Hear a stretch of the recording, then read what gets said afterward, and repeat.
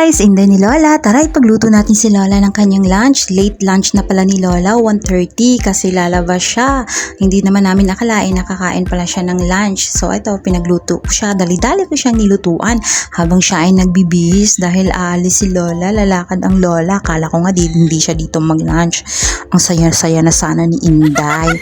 Buti na lang, meron kaming noodles. Nitong noodles, may pasayan, may shrimp. Kaya dinali-dali kong pinirito tsaka niluto.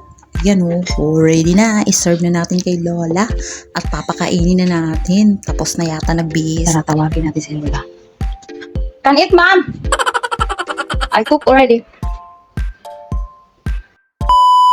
Few minutes, ito na ang nangyari. Ubos ni Lola. Ubos ni Lola.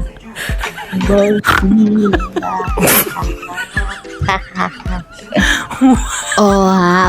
Diba ubos ni Lola? Cute-cute mo na nila. Yun lang, salamat.